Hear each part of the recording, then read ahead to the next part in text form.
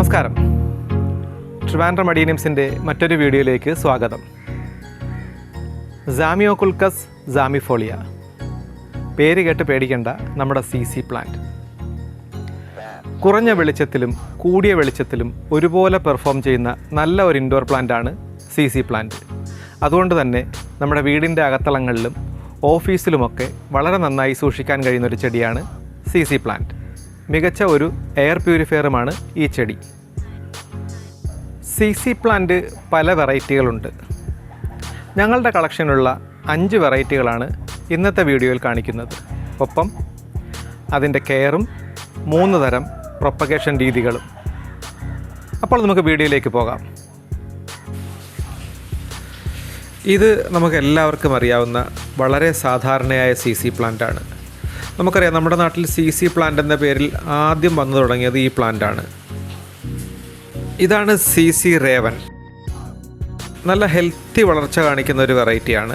ഇതിൻ്റെ പ്രത്യേകത എന്താണെന്ന് വെച്ചാൽ നല്ല തിളക്കമുള്ള കറുത്ത ഇലകളാണ്. പുതിയ ഇലകൾ ലൈറ്റ് ഗ്രീനായിട്ടാണ് വരുന്നത്.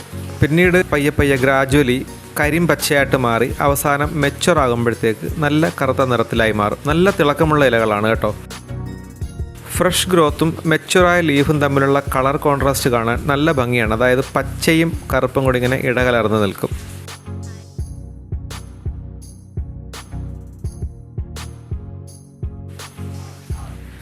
ഇതാണ് സാമിയ സെൻസി. ഇതൊരു ഡ്വാർഫ് വെറൈറ്റിയാണ്. ഇതിൻ്റെ ഇലകൾ കണ്ടില്ലേ, ഇങ്ങനെ വളരെ അടുത്തടുത്താണ് ഇതിൻ്റെ ഒരു ഫോർമേഷൻ. തിക്കും കോമ്പാക്റ്റുമായിട്ടുള്ള നല്ലൊരു ക്യൂട്ട് വെറൈറ്റിയാണിത്. നല്ല കരിമ്പച്ച ഇലകളാണ്. ഇപ്പോൾ ഒട്ടുമിക്ക നഴ്സറികളിലും ഇത് അവൈലബിളായി തുടങ്ങിയിട്ടുണ്ട്. ഇനി സാമിയകളിലെ ഒരു VIP ആണ് വേരിഗേറ്റഡ് CC. നല്ല വില കൊടുത്ത് വാങ്ങിയതാണ് കേട്ടോ. ഞങ്ങളിപ്പോൾ ചെറുതായി പ്രൊപ്പഗേഷനൊക്കെ തുടങ്ങിയിട്ടുണ്ട്. ഏറെ താമസിയാതെ സെയിലിനുണ്ടാകും. സാമിയ ഫർഫറേസിയ എന്ന വെറൈറ്റിയാണിത്. കുറച്ച് വർഷങ്ങൾ ഇത് പോട്ടിൽ സൂക്ഷിച്ചിരിക്കുമായിരുന്നു.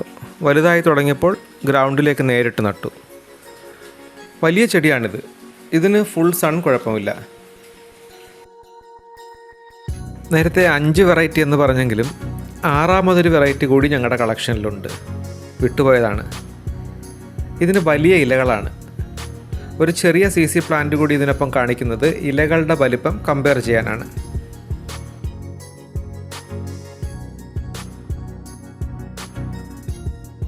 ഇനി നമുക്കിതിൻ്റെ കെയർ എങ്ങനെയാണെന്ന് പരിശോധിക്കാം.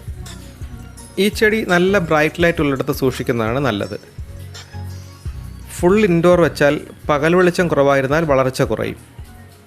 പോട്ടിംഗ് മീഡിയം നല്ല ഡ്രൈ ആയിട്ട് മാത്രം വെള്ളം ഒഴിച്ചാൽ മതി. നഴ്സറിയിൽ നിന്ന് വാങ്ങുമ്പോൾ ഇതുപോലെ ചെളിമണ്ണാണെങ്കിൽ റൂട്ട് റോട്ട് വരും. അതായത് റൂട്ട് അഴുകി പോകാൻ സാധ്യതയുണ്ട്. ചെളിമണ്ണ് മുഴുവൻ കളഞ്ഞ് വൃത്തിയാക്കി പുതിയ പോട്ടിംഗ് മീഡിയത്തിൽ നടുക. ഞങ്ങൾ സോയിൽലെസ് പോട്ടിംഗ് മീഡിയമാണ് ഉപയോഗിക്കുന്നത്. പെർലൈറ്റ്, കമ്പോസ്റ്റ്, കൊക്കോ ചിപ്സ് എന്നിവയാണ് ഉപയോഗിച്ചത്. വീട്ടിൽ കിട്ടുന്ന ഗാർഡൻ സോയിൽ, മണൽ അല്ലെങ്കിൽ എംസാൻഡ്, ചാണകപ്പൊടി, വെർമി കമ്പോസ്റ്റ് എന്നിവ ഉപയോഗിച്ചും റിപ്പോർട്ട് ചെയ്യാവുന്നതാണ്. എന്തുപയോഗിച്ചാലും ശ്രദ്ധിക്കേണ്ടത് വെള്ളം നന്നായി വാർന്നു പോകുന്ന പോട്ടിംഗ് മീഡിയം വേണം എന്നുള്ളതാണ്. പിന്നെ ശ്രദ്ധിക്കേണ്ട ഒരു പ്രധാനപ്പെട്ട കാര്യം, ഇത് റീപോർട്ട് ചെയ്തതിന് ശേഷം ഉടനടി നമ്മളെടുത്ത് ഇൻഡോർ വെക്കാൻ പാടില്ല. പുറത്തെവിടെയെങ്കിലും തണലിലോ അല്ലെങ്കിൽ നമ്മുടെ സിറ്റ് ഔട്ടിലോ ഒക്കെ 1-2 മാസം സൂക്ഷിച്ചതിന് ശേഷം മാത്രം ഇൻഡോറിലേക്ക് കൊണ്ടുവരുന്നതാണ് നല്ലത്.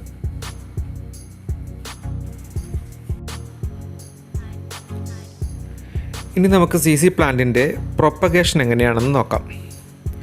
പ്രധാനമായും 3 രീതിയിലാണ് CC പ്ലാന്റ് പ്രൊപ്പഗേറ്റ് ചെയ്യുന്നത്.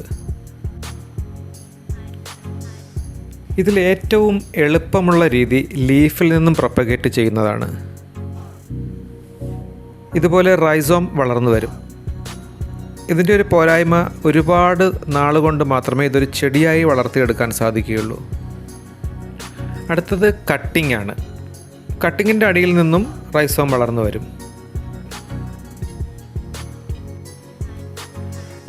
പിന്നീടുള്ള ഒരു രീതി എന്ന് പറയുന്നത് ഡിവിഷനാണ്.